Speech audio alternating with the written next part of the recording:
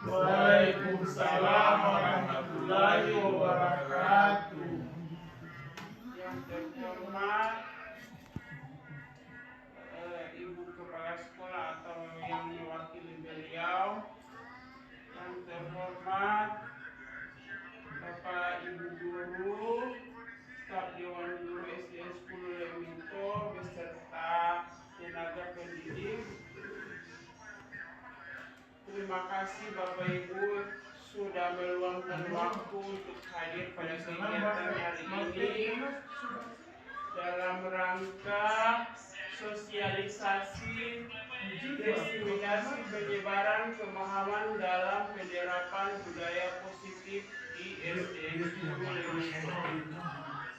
Puji syukur kita panjatkan kehadiran Allah Subhanahu wa Ta'ala, karena dengan izin dan kuasa-Nya kita masih diberikan kesempatan untuk dapat mengikuti kegiatan sosialisasi, diseminasi, penyebaran pemahaman dalam penerapan budaya positif di SD 10 Lemito. Salawat serta salam tak lupa kita haturkan kepada baginda besar Muhammad Sallallahu Alaihi Wasallam, yang insya Allah kita akan mendapat syafaat beliau di yaumil akhir. Amin ya robbal alamin. Selamat datang Bapak Ibu. Selamat datang Bapak Ibu hebat, salam bahagia. Mari kita berkolaborasi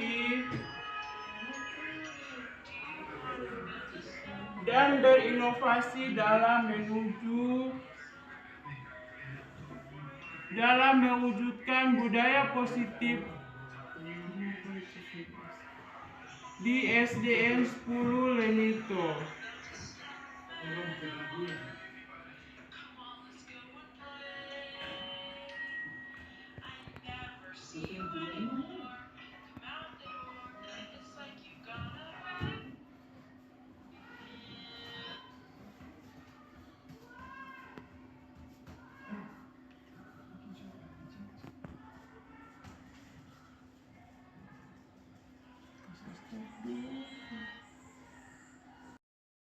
Saya ucapkan assalamualaikum bagi Bapak Ibu. Semoga diseminasi ini bermanfaat bagi kita semua. Tujuan kegiatan pada hari ini yaitu mengimplementasikan pemahaman terkait budaya positif yang dapat membantu murid belajar dengan aman dan nyaman sesuai filosofi Ki Hajar Dewantara. Tidak hanya itu, juga mendapat kesempatan untuk membagikan pemahaman dan pengalaman kepada guru-guru di lingkungan SDN 10 Lemito, dan juga sekolah dapat meningkatkan kerjasama dan kepedulian pentingnya penerapan budaya positif di lingkungan sekolah.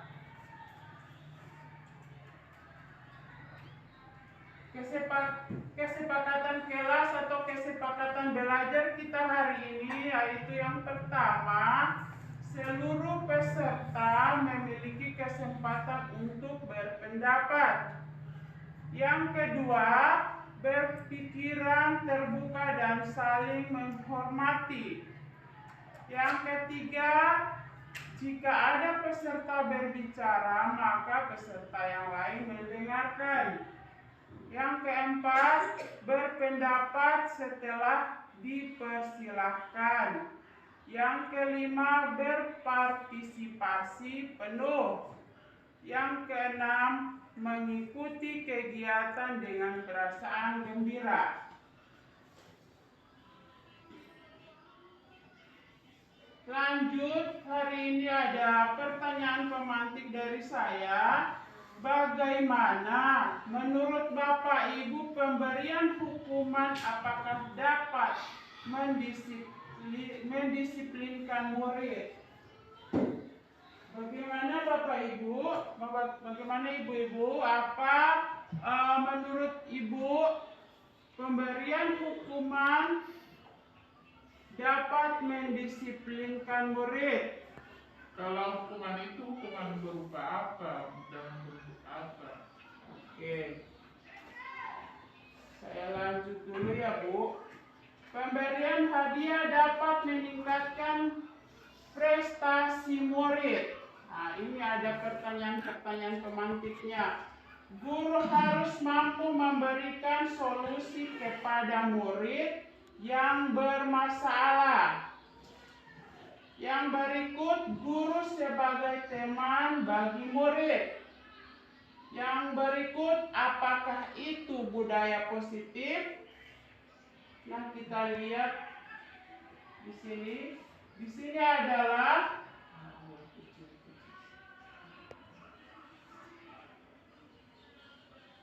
tujuan pendidikan dari Ki Hajar Dewantara menjelaskan bahwa tujuan pendidikan yaitu menuntun. Tujuan pendidikan Ki Hajar menurut filosofi Ki Hajar Dewantara itu tujuannya adalah menuntun segala kodrat yang ada pada anak-anak agar mereka dapat mencapai keselamatan. Jadi di sini fokusnya kita ke murid. Jadi pendidikan sekarang kita berfokus pada murid.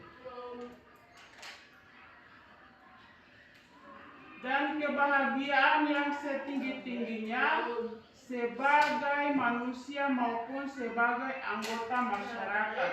Oleh karena itu, pendidik itu hanya dapat menuntun tumbuh atau hidupnya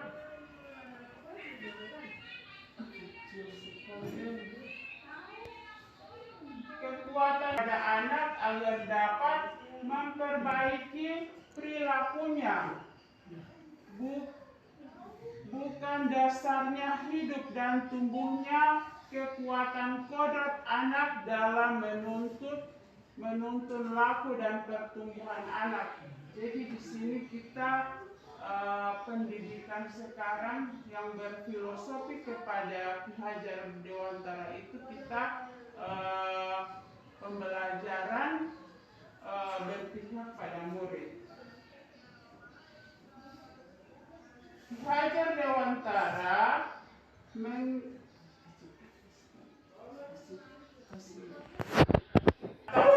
kebun. Anak-anak itu seperti biji tumbuhan yang disemai dan ditanam oleh Pak Tani atau Pak tukang kebun di lahan yang telah disediakan. Anak-anak itu bagaikan butir-butir jagung yang ditanam. Bila biji jagung ditempatkan di tanah yang subur dan mendapatkan sinar matahari dan pengairan yang lebih baik, maka meskipun biji jagung adalah bibit jagung yang kurang baik atau kurang berkualitas, dapat tumbuh dengan biji dengan baik karena perhatian dan perawatannya dari Pak Tani.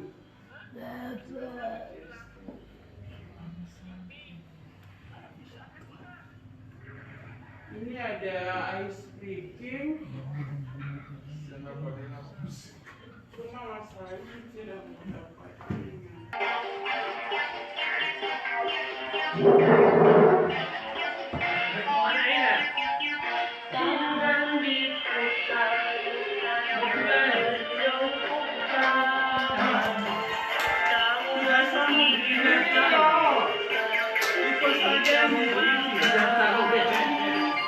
Kerjanya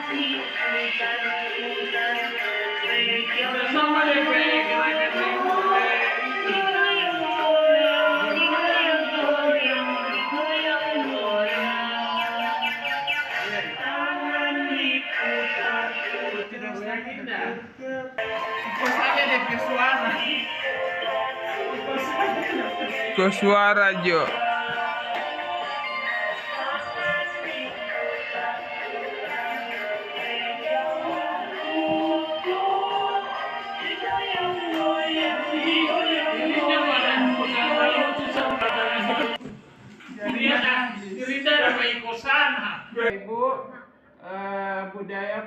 positif. Bagaimana penyerapan budaya positif di SDN 10 Lemito? Saya mengambil budaya positif di sekolah adalah nilai dan kebiasaan yang berpihak pada murid agar mereka dapat berkembang menjadi pribadi yang kritis, penuh hormat dan bertanggung jawab sesuai dengan profil pelajar Pancasila. Ini yang saya ambil budaya positif yang ada di SDN 10 Lemito.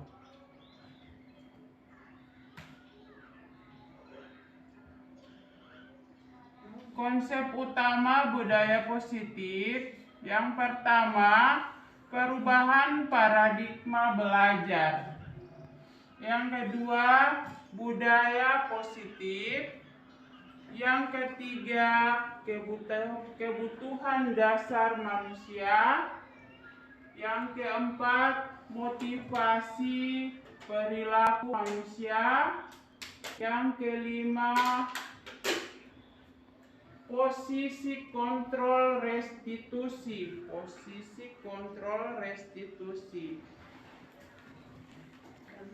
Yang keenam, keyakinan kelas. Yang ketujuh, segitiga restitusi. Ini konsep-konsep ini yang harus kita buat di sekolah kita, yaitu di SDN 10 Lemito, sesuai dengan konsep utama. Dan perubahan paradigma belajar, yaitu pembelajaran yang berorientasi pada penguatan dan pengembangan karakter yang sesuai dengan nilai-nilai Pancasila. Pembelajaran paradigma baru memastikan praktik pembelajaran yang berpusat pada murid. Saya tandai warna hijau karena kita harus berfokus pada murid, di mana setiap murid belajar sesuai dengan kebutuhan dan tahap perkembangannya. Pembelajaran paradigma baru dilakukan melalui kegiatan belajar di dalam kelas, intrakurikuler, dan di luar kelas, kokurikuler dan ekstrakurikuler.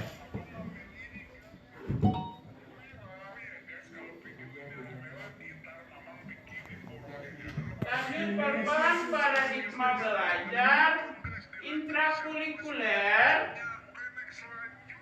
yaitu perkembangan intrakurikuler dilakukan secara terdiferensiasi sehingga peserta didik memiliki cukup waktu untuk mendalami konsep dan penguatan kompetensi. Jelas Bapak Ibu?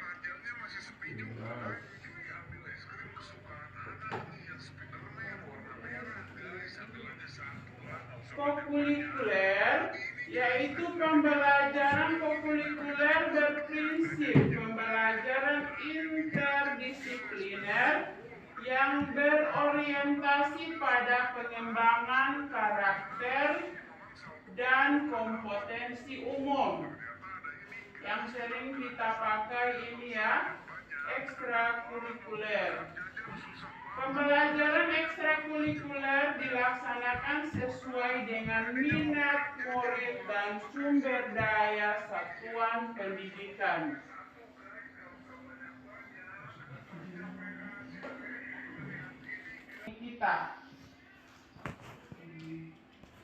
Kita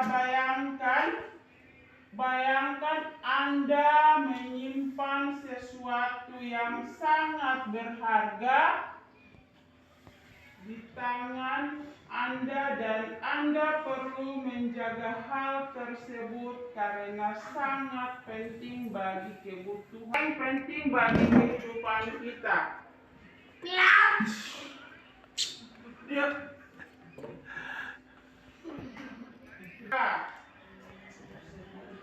Cobalah buka kepalan tangan dengan segala cara. Boleh membujuk, menghardik, mengintimidasi, memarahi, menggoda, menggelitik, bahkan menawarkan uang.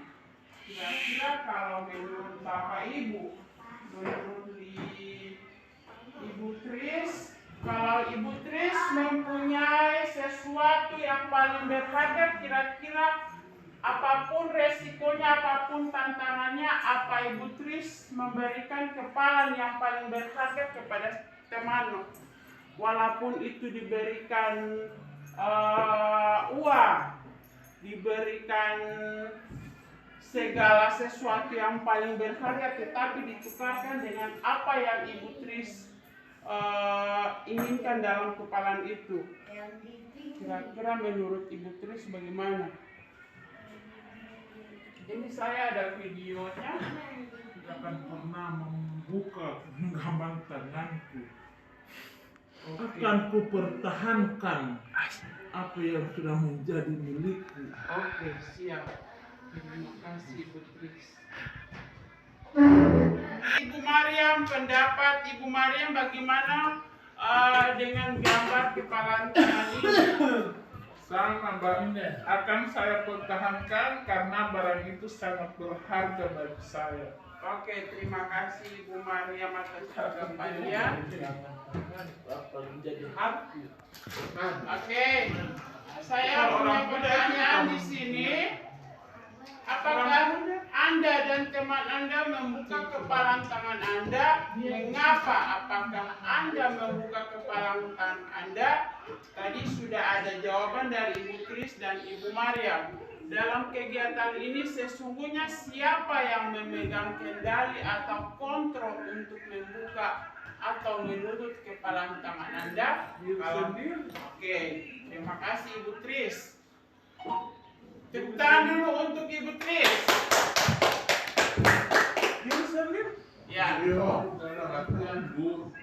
Saya punya juga ada jawaban di sini, tentu kita sendiri. Oke. Sepakat dengan Ibu Tris, tentu kita sendiri yang memegang kontrol atau kepalan tangan kita. Ya. Jadi kita sendiri yang memegang kontrol. Oke, apakah kita membuka atau menutup kepalan tangan kita? Itu tergantung pada diri kita masing-masing sesuai dengan kebutuhan dasar kita saat ini. Oke, terima kasih Ibu Tris dan Ibu Mariam, Ibu Fatra. Ya. Di sini ada saya punya video.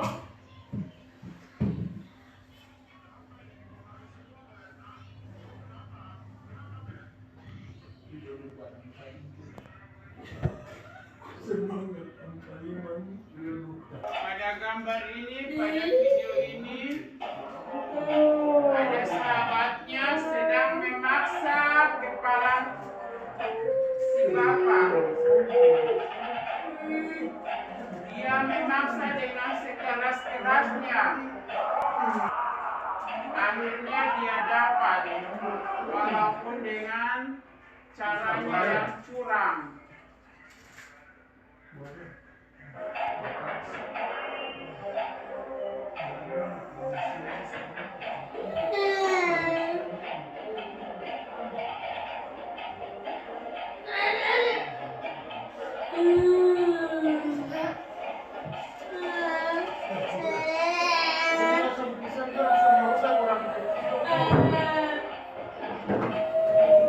Kalau yang di video ini adalah yang paling berharga adalah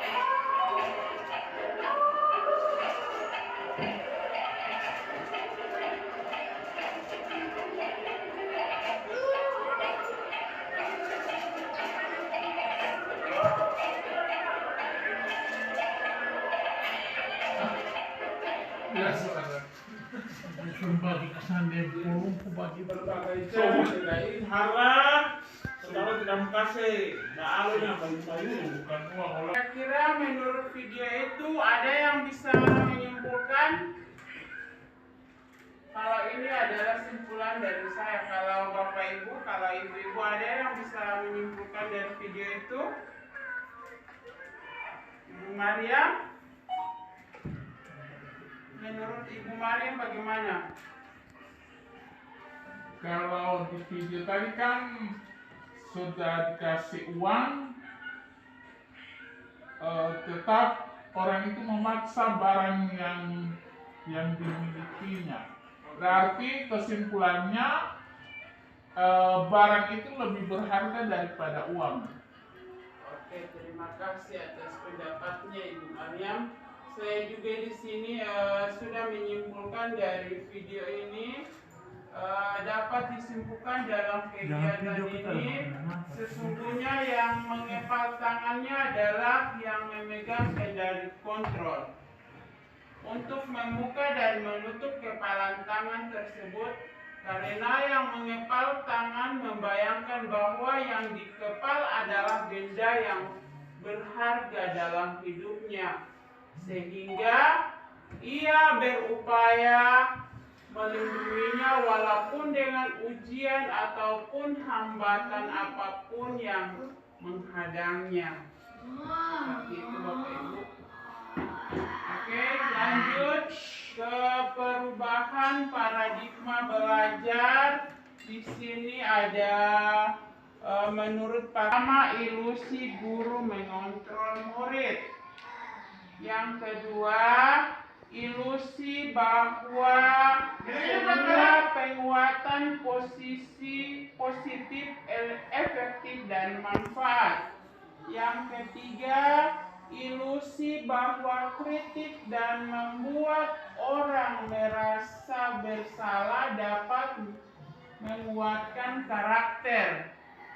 Yang keempat, ilusi bahwa orang dewasa memiliki hak yang memaksa, hak untuk memaksa. Disiplin positif. Apa makna disiplin positif? Disiplin positif, kata disiplin selalu dihubungkan dengan tata tertib, teratur, dan kepatuhan pada peraturan. Kata disiplin yang sering dihubungkan dengan hukuman. Disiplin juga disiplin positif dalam diri seseorang digunakan untuk mengontrol dan menguasai diri untuk memilih tindakan yang mengacu pada nilai-nilai positif. Tujuan menciptakan disiplin positif dalam diri murid adalah agar mereka bisa berperilaku sesuai dengan nilai-nilai kebajikan universal dan memiliki motivasi intrinsik bukan ekstrinsik.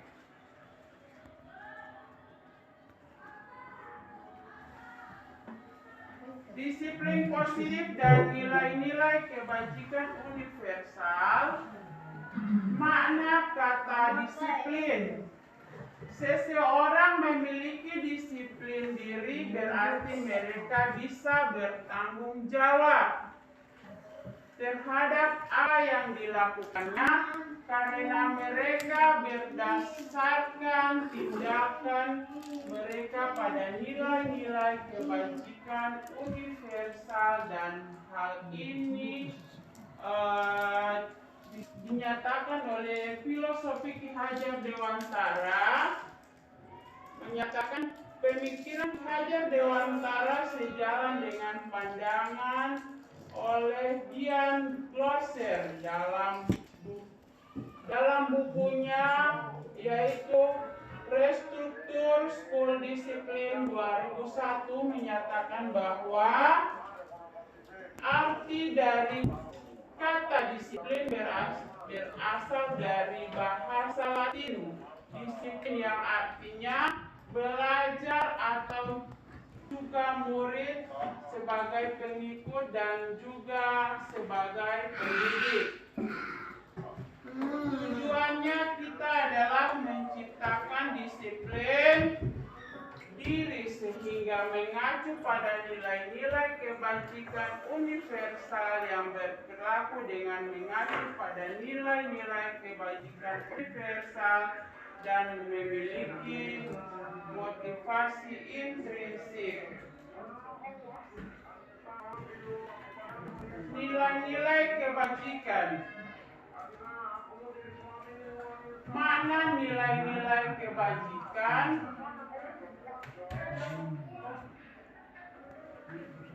Adalah sifat-sifat positif manusia yang merupakan tujuan mulia yang ingin dicapai setiap individu, seperti yang telah dikemukakan oleh William Glasser pada teori kontrol, menyatakan bahwa setiap perubahan perbuatan memiliki suatu tujuan. Yang dikatakan juga oleh Dian Glasser mengemukakan bahwa dengan mengaitkan nilai-nilai kebajikan yang diyakini seseorang, maka motivasi intrinsiknya akan terbangun sehingga menggerakkan motivasi dari dalam untuk mencapai tujuan mulia yang diinginkan.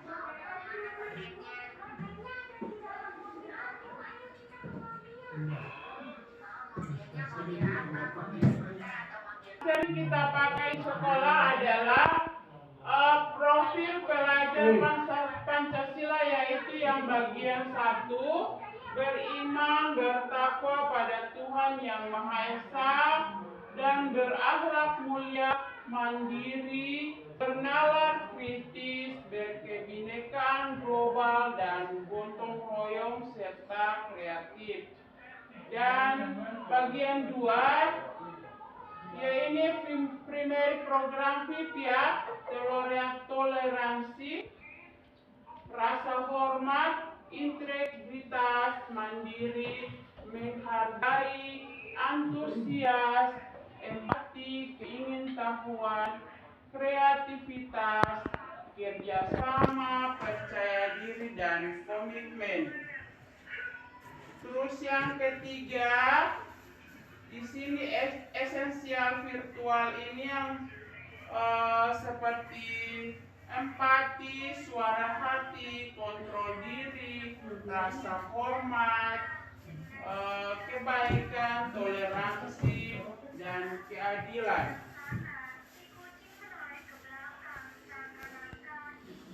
Ini Bapak Ibu, ini Ibu, untuk kebutuhan dasar kita yang sering kita butuhkan, ya, ada yang paling utama itu ada 5 kebutuhan. Yang pertama itu kebutuhan untuk bertahan hidup atau survival. Di sini kebutuhan untuk bertahan hidup dalam gambar ini yaitu kita harus memiliki ingin memiliki rumah. Ada gambar juga ada dolar, berarti kita ingin uang. Terus di sini ada ingin cinta. Di sini juga ada pakaian. Lanjut ada yang kedua adalah kasih sayang dan rasa diterima. Di sini kita jadi diri sendiri menurut Buddhis. Oke, terima kasih. Jadi diri sendiri yang seperti sekarang, alhamdulillah. Dan terakhir adalah penguasaan, power. Hanya kita di sini bukan seperti kita harus menguasai sesuatu, tapi kita menguasai diri kita sendiri, bagaimana kita mengontrol emosi kita, pengendalian diri. Ya, terima kasih Bu Tris. Lanjut. Stimulus respon. kebutuhan yang saya sudah jelaskan tadi, realita atau kebutuhan kita itu sama. Stimulus respon, teori kontrol.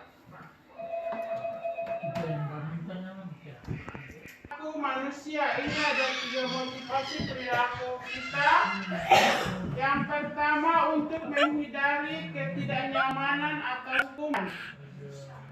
Yang kedua, untuk mendapat imbalan atau penghargaan dari orang lain. Yang ketiga, untuk menjadi orang yang mereka inginkan dan menghargai diri sendiri dengan nilai-nilai mereka percaya.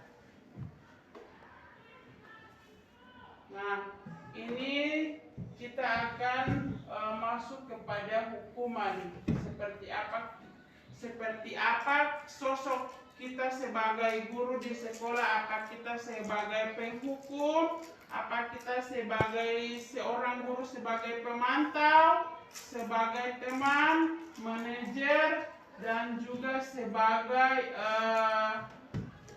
apa satu? Di sini dijelaskan bahwa kita itu kira-kira kita bisa tahu kita mampu posisi mana. Kita itu ada di mana? Apa jadi pemantau dari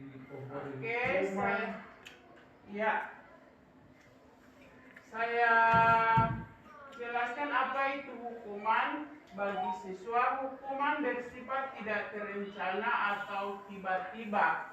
Anak atau murid tidak tahu apa yang akan terjadi dan tidak dilibatkan. Hukuman bersifat satu arah dari pihak guru yang memberikan dan murid hanya menerima suatu hukuman dari pihak guru baik sebelum atau sesudahnya. Hukuman yang diberikan bisa berupa fisik maupun psikis. Murid atau anak disakiti oleh suatu perbuatan atau kata. Namun untuk belajar dari kesalahan. Yang kedua, memperbaiki hubungan. Yang ketiga, tawaran bukan paksaan. Yang keempat, restitusi menurut kondisi bagi murid untuk memperbaiki kesalahan. Jadi sebelum kita masuk ke budaya positif tadi, yaitu hukuman, konsekuensi, kita masuk dulu ke restitusi. Jadi kita tahu bagaimana kita seorang guru memberikan hukuman kepada siswa itu bagaimana sesuai dengan budaya positif. Jadi restitusi ini adalah proses menciptakan kondisi bagi murid untuk memperbaiki kesalahan mereka sehingga mereka bisa kembali pada kelompok mereka dengan karakter yang lebih kuat. Restitusi juga merupakan proses kolaboratif yang mengajarkan murid untuk mencari solusi untuk masalah mereka dan membantu murid berpikir tentang orang seperti apa mereka yang ingin menjadi tujuan mulia dan bagaimana mereka harus memperlakukan orang lain.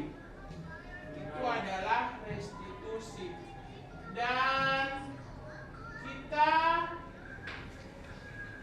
lanjut Bu, biar tadi saja. ini juga masih masuk pada restitusi. Restitusi itu adalah suatu proses yang proses dialog. Berarti kita kalau ada memeriksa siswa, berarti kita harus tahu bagaimana posisi kita di restitusi ini. Jadi antara dialog siswa dengan guru restitusi. Jadi kita memiliki ada 3 budaya restitusi. Sebentar saya baca. proses dialog yang dijalankan oleh guru atau orang tua agar dapat menghasilkan murid yang mandiri dan bertanggung jawab. Saat guru pada posisi manajer, berarti kira-kira kita masuk pada aspek apa? Misalnya guru pada posisi manajer, aspek yang dikembangkan pada murid adalah motivasi intrinsik, sehingga penanaman nilai-nilai kebaikan dapat tumbuh dan berkembang menjadi suatu kebiasaan positif yang akhirnya membentuk karakter murid. Proses dialog ini terdiri dari 3 langkah yang digambarkan pada posisi segitiga restitusi.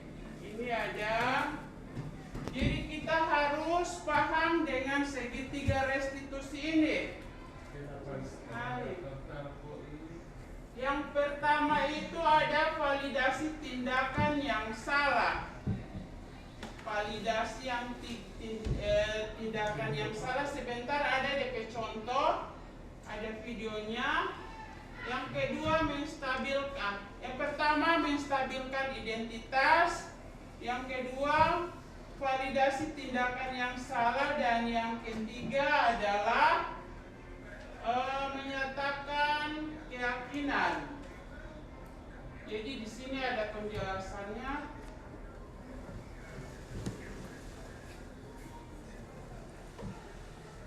Segitiga restitusi, itu yang ada di segitiga tadi. Ini ada penjelasannya. Langkah pertama itu menstabilkan identitas. Teori kontrolnya yaitu kita semua akan melakukan hal terbaik terbaik yang bisa kita lakukan. Yang kedua, validasi tindakan yang salah. Berarti teori kontrolnya semua perilaku memiliki alasan. Yang ketiga, menanyakan keyakinan. Kita semua memiliki motivasi.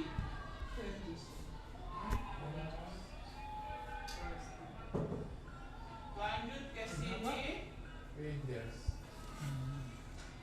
Ada teori kontrol tadi. Restitusi.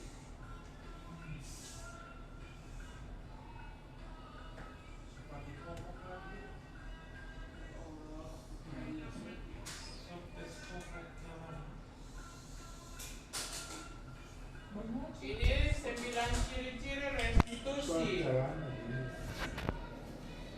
Bukan untuk menebus kesalahan, namun untuk belajar dari kesalahan.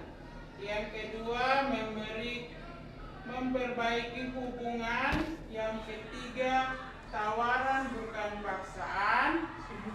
Yang keempat, restitusi menuntun untuk melihat ke dalam diri. Yang kelima, restitusi mencari kebutuhan dasar yang mendalam, yang mendasari tindakan. Keenam, restitusi diri adalah cara yang paling baik. Berikut, restitusi fokus pada karakter bukan tindakan. Lanjut, restitusi fokus pada solusi, dan restitusi mengembalikan murid yang berbuat salah pada kelompoknya.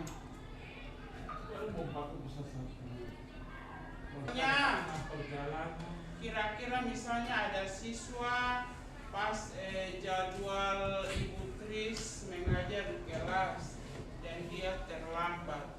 Kira-kira Ibu Tris masuk pada apa? Sebagai konsekuensi apa Ibu Tris, hukuman apa kira-kira? Kenapa dia terlambat? Sampai ada alasan yang masuk akal. Langsung datang kamar langsung terlambat.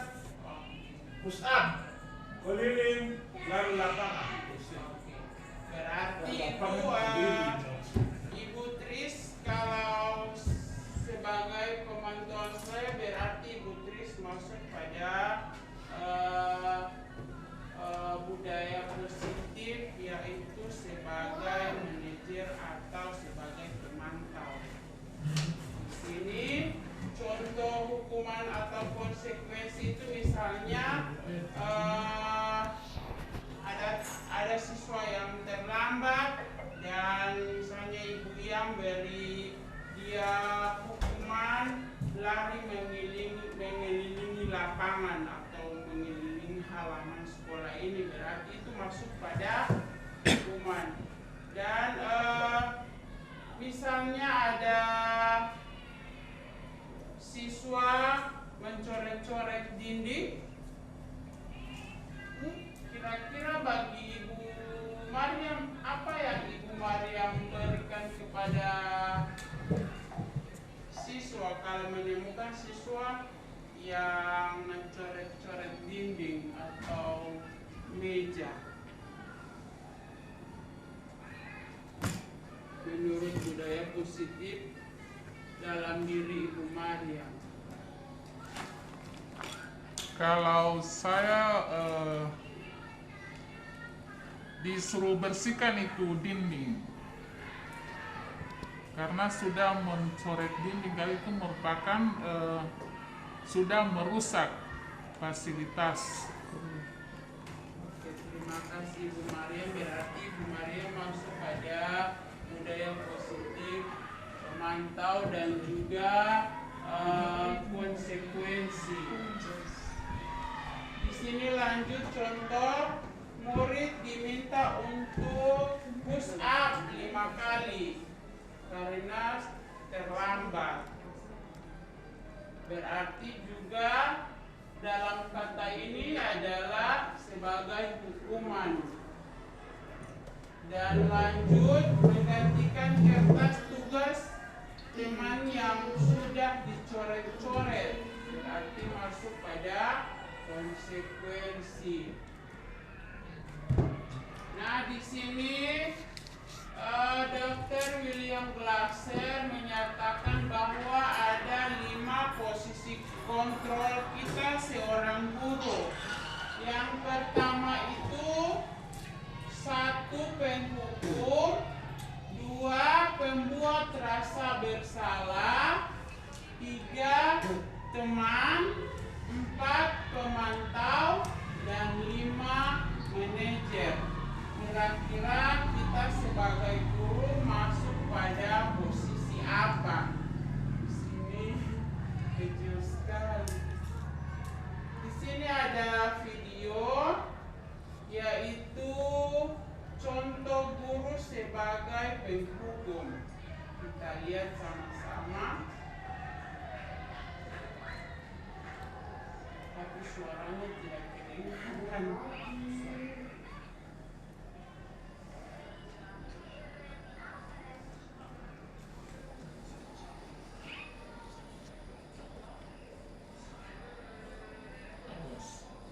Ini nama siswa yang terlambat ini namanya Dafa. Muhammad Dafa.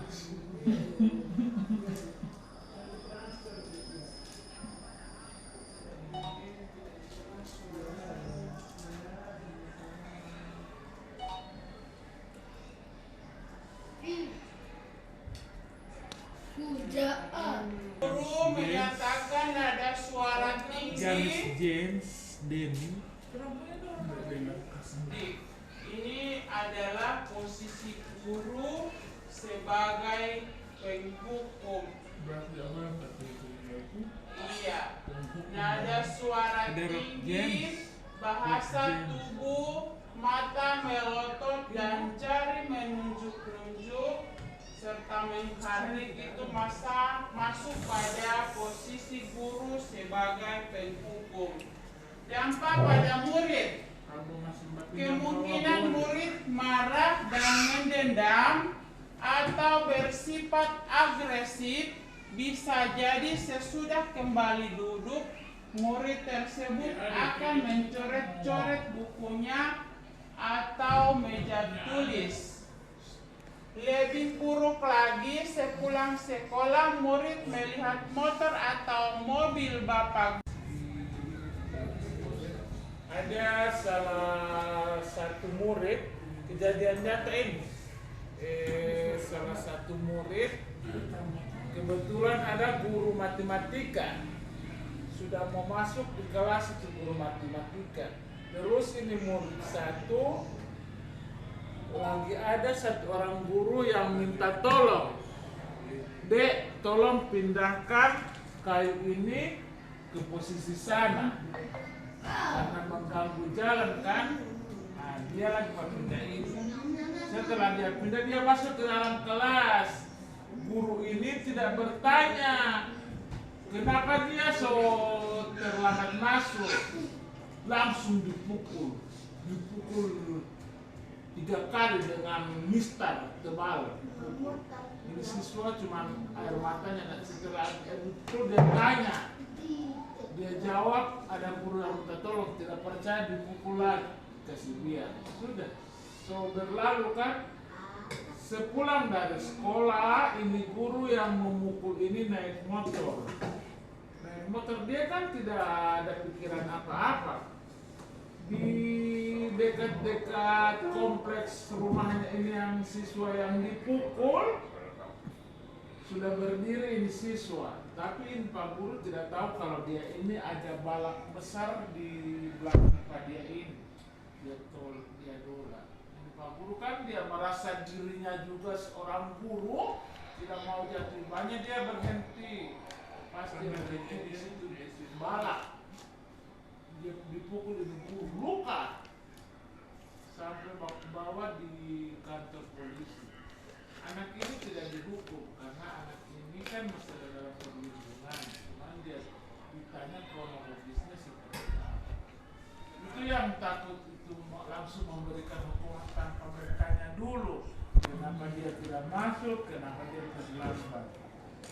Ada komunikasi lah. Iya, sebelum kita memberi hukuman, setidaknya kita bertanya dulu. Begitu juga ada siswa yang terlambat, siapa tahu dia ada masalah di rumah, terus kita langsung beri hukuman, tak tambah dia stres. Baru intinya kalau ada kita juga sebagai guru, kalau masih ada selamanya tidak itu kan tidak selamanya tidak punya masalah. Biasa kita dari rumah karang itu ada masalah yang memang yang tidak bisa mengundang emosi. Usahakan jangan langsung ke dalam kelas dulu, tenangkan dulu pikiran. Kalau kita langsung dalam kelas, bisa cuma kesalahan mulut sedikit, dan itu saya alami. Ada pakai semua bisa masalah sedikit, kenanya ibaratnya ke mulut. Betul itu Bu Tris. Oke, terima kasih Bu Tris atas sarannya atau sambutannya. Di sini lagi ada video tentang guru sebagai pembuat rasa bersalah. Di sini kata-katanya bagus, tapi dia menyatakan bahwa siswa itu bersalah.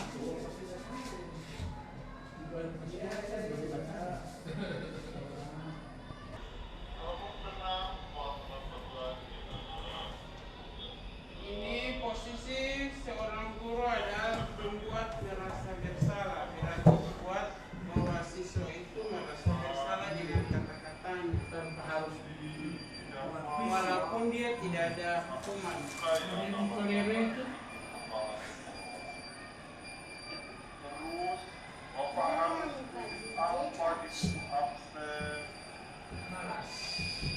Ini kamu sudah sering terlambat loh. Bapak harus bilang apa? Bisa jantungan kalau bapak itu kepala semua.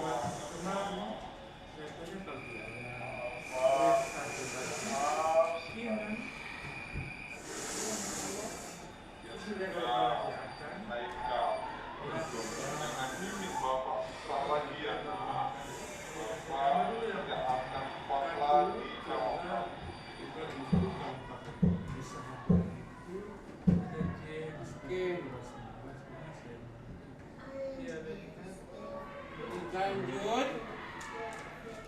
Pada posisi ini biasanya guru akan bersuara lembut.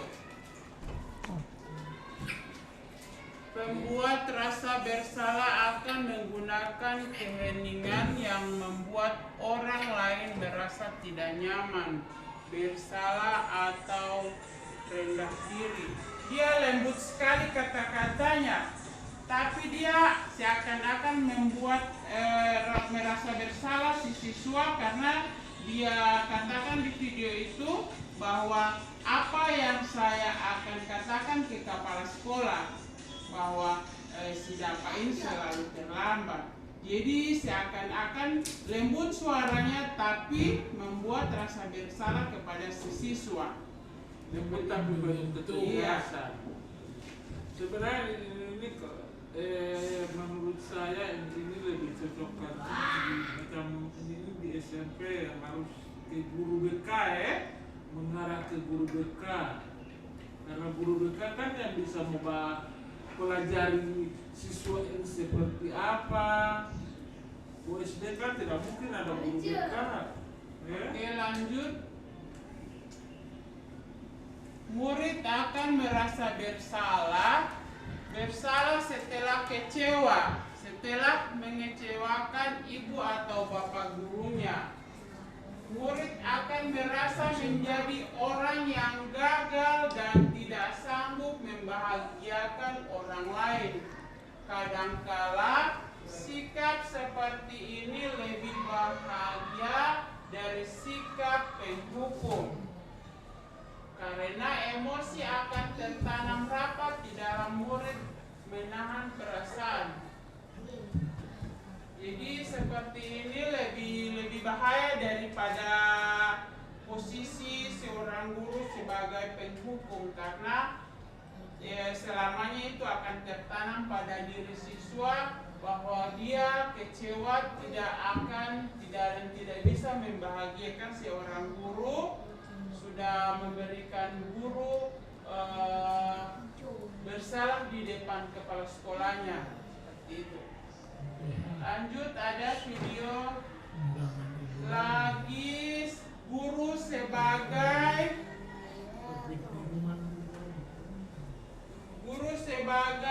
teman.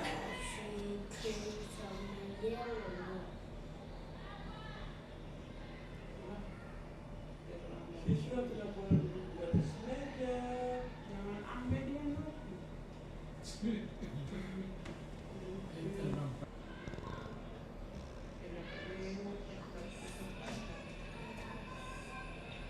Apa? Wah, ini kan tidak berapa kok.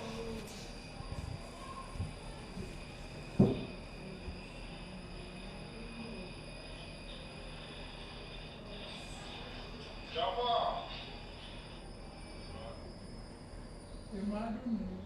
Pagi Pak. Wah, ya jam. Ini kita sebagai teman. Pak, habis saya terlambat membangunkan saya, Pak. Seberapa jam itu, Nak? Ya sudah sana. Kira-kira kita sebagai guru itu masuk pada posisi apa? Kadang-kadang paling banyak masuk pada penghukum dengan cara yang tidak disadari. Haram.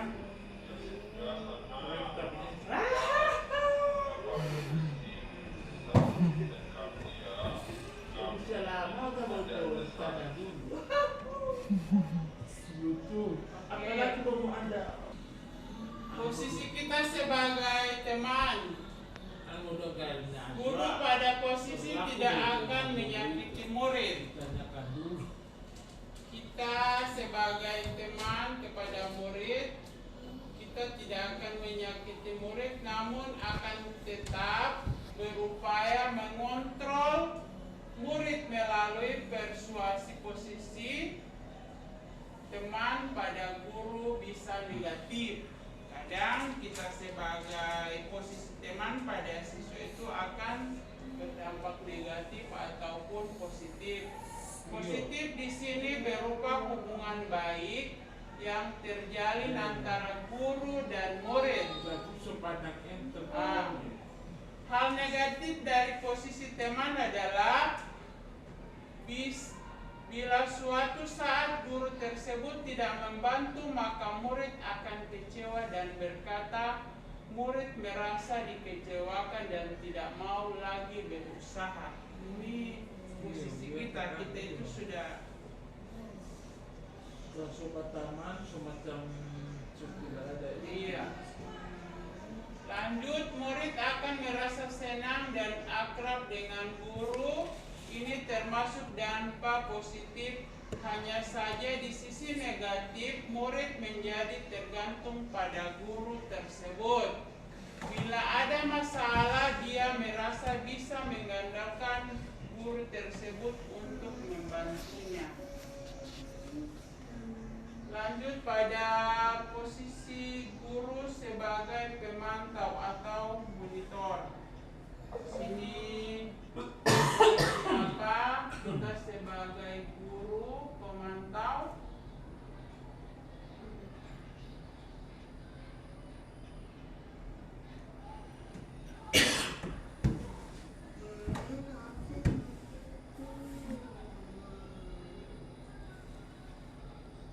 Tetap orang yang sama, siapa?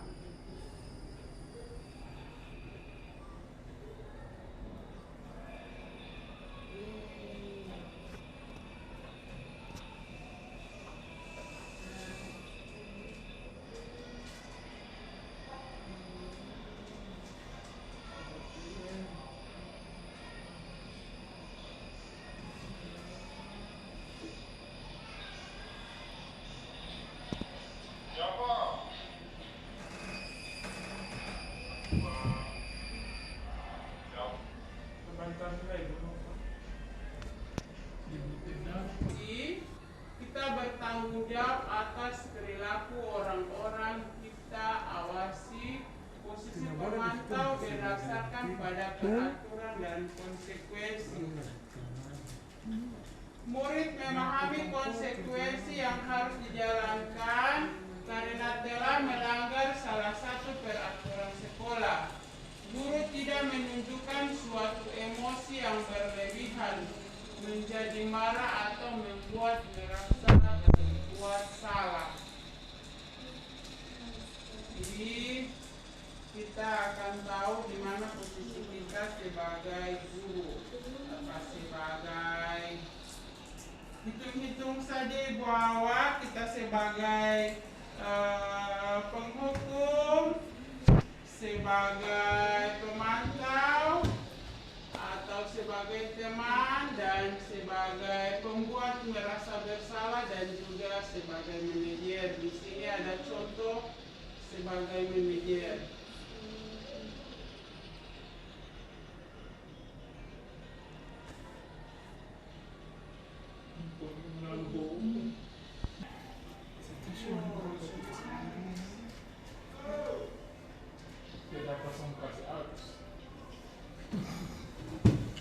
Manajer posisi terakhir, gurunya sangat.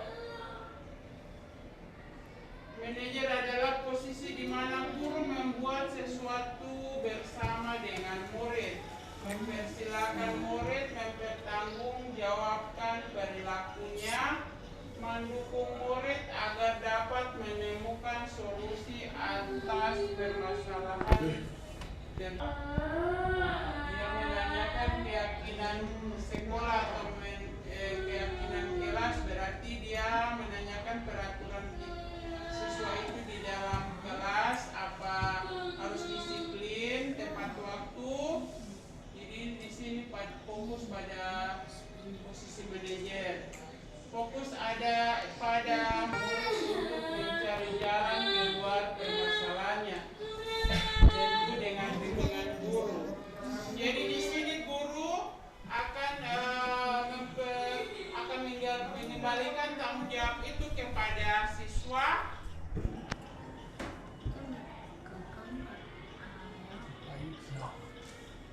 Akan mengembalikan tanggung jawabnya kepada siswa. Guru sebagai manajer tidak menghukum dan juga tidak membuat siswa itu merasa bersalah, tetapi dia menanyakan kepada siswa itu kira-kira peraturan kelas atau peraturan sekolah kita seperti apa, jadi harus dipatuhi. Keyakinan kelas atau keyakinan sekolah adalah nilai-nilai kebajikan atau prinsip-prinsip universal lepas dari perbedaan agama, suku, negara, dan bahasa. Lanjut.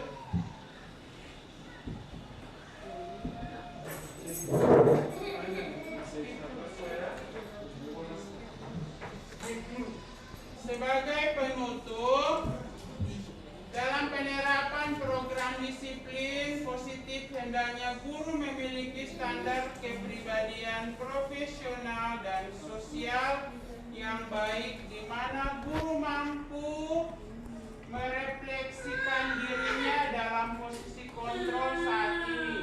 Bagaimana perjalanan dirinya sebagai among atau manajer yang menuntun muridnya menjadi insan mandiri, merdeka, dan bertanggung jawab dalam standar nasional pendidikan. Bapak Ibu Guru, terima kasih sudah meluangkan waktunya untuk saya. Terima kasih sudah memberikan apresiasi kepada saya dalam tugas saya sebagai calon guru penggerak di SDN 10 Lemito, Kabupaten Pohuwato, Provinsi Gorontalo. Terima kasih atas apresiasinya. Saya ucapkan assalamualaikum